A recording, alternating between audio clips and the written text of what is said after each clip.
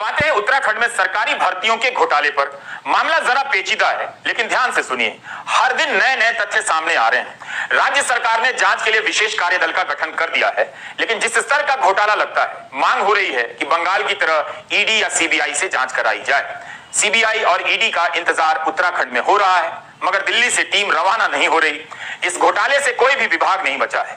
एक विभाग की भर्तियों में घोटाले की बात सामने आती है तो अगले ही दिन दूसरे विभाग की भर्तियों के घोटाले के राज खुलने लग जाते हैं।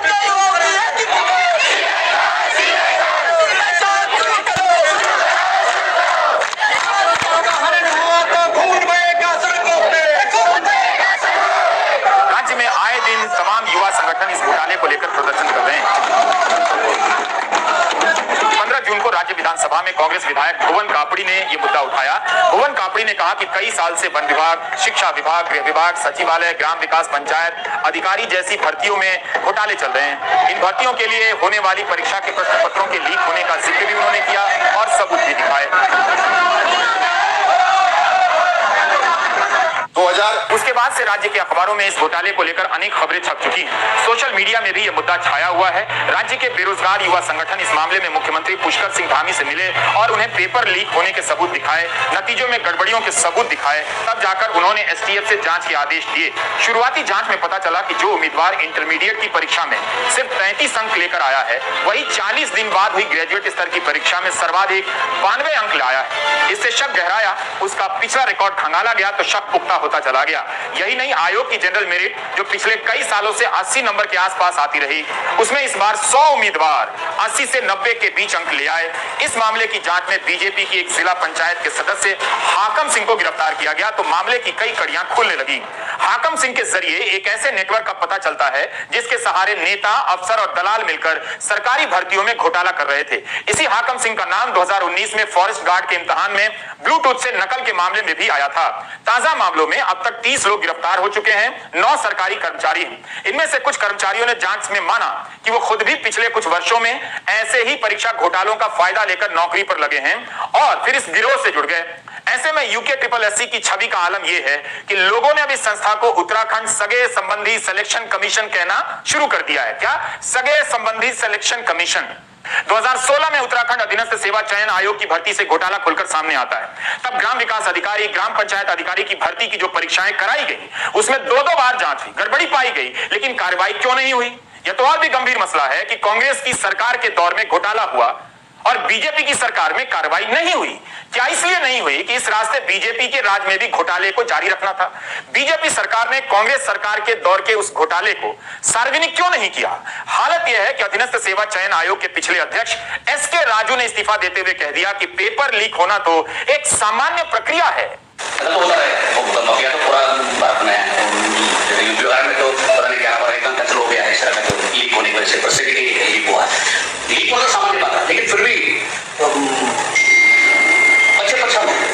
अधीनस्थ सेवा चयन आयोग की ताजा भर्ती घोटाले की अब सीबीआई जांच की मांग हो रही है, क्योंकि मामले के तार उत्तराखंड से लेकर उत्तर प्रदेश तक फैले हुए हैं। ऐसा ही आरोप 2020 में बीजेपी की सरकार में सहकारिता विभाग पर भी लगा। कांग्रेस के वरिष्ठ नेता गणेश गोदियाल ने आरोप लगाया कि सहकारिता मंत्री धन सिंह रावत ने यूके SSSC के बजाय सैकड़ों पदों पर भर्ती का काम एक निजी एजेंसी को दे दिया। उनके मुताबिक मई-जून में भर्ती इम्तिहान हुए उत्तराखंड से दूर नोएडा में, और वो भी ऐसे समय में जब कोविड का गंभीर दौर था। आने जाने पर तमाम पाबंदियां थी। उन भर्तियों पर यूके SSSC के तत्कालीन अध्यक्ष एस राजू ने भी संदेह जताया और कहा कि मेरे कहने के बावजूद FIR दायर नहीं हुई। वैसे एस राजू के दौर में हुई कई परीक्षाएं संदेह के घेरे में। अभी आयोग के घोटाले ही सामने आ रहे थे कि विधानसभा के भीतर से भी भर्तियों के घोटाले बाहर आ गए। कांग्रेस से लेकर बीजेपी की सरकारों के दौर के स्पीकर ने कथित नियमों के नाम पर इतनी भर्तियां कर डाली हैं कि हिसाब नहीं। विधायकों की संख्या 70 है, मगर अब यहाँ काम करने वाले कर्मचारियों की संख्या 500 हो गई है। जबकि देश की सबसे बड़ी विधानसभा उत्तर प्रदेश विधानसभा है, जहां 403 विधायक हैं। वहां उत्तराखंड से कम कर्मचारी। पड़ोस की हिमाचल प्रदेश विधानसभा में 68 विधायक हैं, वहां तो और भी कम। पिछली विधानसभा के स्पीकर प्रेमचंद अग्रवाल का नाम इस घोटाले में आया। इस समय अग्रवाल वित्त मंत्री बन गए हैं। आरोप है कि बिना किसी स्थापित प्रक्रिया के उन्होंने 74 भर्तियां कर डाली। उस समय मुख्यमंत्री त्रिवेंद्र सिंह रावत थे। रावत का कहना है कि जब उनके पास इसकी फाइल दस्तखत के लिए आई तो उन्होंने नोट में लिखा कि भर्तियां योग्यता के मुताबिक हों और लोक सेवा आयोग और अधीनस्थ सेवा चयन आयोग के जरिए हों। इसके बाद भी ऐसा नहीं हुआ। तब तो वित्त विभाग ने भी यह कहकर मना कर दिया कि नई भर्तियों के लिए बजट नहीं है। इस बीच त्रिवेंद्र सिंह रावत की कुर्सी चली गई, उनकी जगह तीरथ सिंह रावत आए और फिर कुछ ही दिन बाद पुष्कर सिंह धामी मुख्यमंत्री बन गए।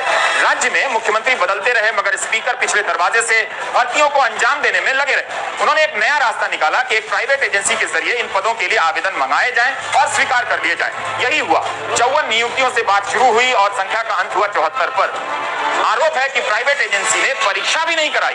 चुन चुनकर मुख्यमंत्री के निजी स्टाफ में काम करने वाले लोगों के परिजनों से लेकर तमाम मंत्रियों, बीजेपी और आरएसएस के पदाधिकारियों और बड़े अफसरों के करीबियों को नियुक्ति दे दी गई। पत्रकारों के रिश्तेदारों के भी नाम आ रहे हैं। सोशल मीडिया में कई सूचियां घूम रही। ये लोग बिना वेतन के काम करते रहे। इस बीच बीजेपी की दोबारा सरकार आ गई और धामी ही मुख्यमंत्री बन गए। इस बार प्रेमचंद अग्रवाल वित्त मंत्री बन गए। वित्त मंत्री बनने के अगले ही दिन वित्त विभाग की मूल आपत्तियों को खारिज कर इन पदों पर भर्तियों को उन्होंने मंजूरी दे दी। यानी स्पीकर रहते बैकडोर से भर्तियां करवाई गई और वित्त मंत्री बनते ही उन पर मुहर लगा दी गई। प्रेमचंद अग्रवाल अब अपनी की गई नियुक्तियों को सही ठहराने में लगे हैं, जबकि उनकी ही पार्टी के कई नेता इस मामले में जांच की मांग कर रहे हैं। तो ये 72 लोग रखने की ऐसी क्या, ये मुझे समाचार पत्रों के माध्यम से ज्ञात हुआ। गनीमत है कि ये घोटाला बिहार में नहीं हुआ, वरना जांच से पहले तेजस्वी यादव जेल में डाल दिए जाते। उत्तराखंड के वित्त मंत्री प्रेमचंद अग्रवाल ने स्पीकर रहते हुए जिस रास्ते से कथित रूप से भर्ती घोटाले को अंजाम दिया, उसी रास्ते से हरीश रावत की सरकार के वक्त विधानसभा स्पीकर रहे गोविंद सिंह कुंजवाल ने भी काम किया है। जबकि प्रेमचंद अग्रवाल को पिछली भर्तियों को लेकर कार्रवाई करनी चाहिए थी, लेकिन नहीं की। कांग्रेस के समय के स्पीकर ने तो क्लास 2 से लेकर क्लर्क तक की 154 भर्तियां बैकडोर से कर डाली। यह इतनी छोटी संख्या भी नहीं है कि स्पीकर रहते हुए प्रेमचंद अग्रवाल की नजर ना पड़ी हो। कांग्रेस के स्पीकर ने तो बेटे और बहू समेत कुंजवाल कुल के 8 सदस्यों को नौकरी दे दी। बेटे और बहू को क्लास 2 का अफसर बनाया। कुंजवाल ने पहले कहा कि वे इस योग्य थे कि उन्हें क्लास 2 अफसर बनाया जाए और उन्होंने अपने उसी विशेषाधिकार का इस्तेमाल किया जिसका इस्तेमाल उनके पूर्ववर्ती स्पीकर करते रहे। स्थानीय अखबारों के मुताबिक अब वो कह रहे हैं कि इस मामले में वो माफी मांगने के लिए तैयार हैं और इस मामले में अपने बच्चों को नौकरी देना नैतिक तौर पर गलत फैसला था। मेरे ऊपर एक आरोप ये लगा दिया। नौकरी का मुद्दा राजनीति के केंद्र में है, फिर भी इसकी पारदर्शी व्यवस्था नहीं बन पाई। रोजगार के क्षेत्र में युवाओं की हिस्सेदारी घटती जा रही है। ऐसा लगता है कि मान लिया गया है कि हमारे युवा व्हाट्सएप यूनिवर्सिटी के फॉरवर्ड मैसेज के आगे सोचना बंद कर चुके हैं। उन्हें जैसा कहा जाएगा वैसा ही करेंगे, लेकिन आप दर्शक वैसा कभी मत कीजिएगा। ब्रेक ले लीजिए।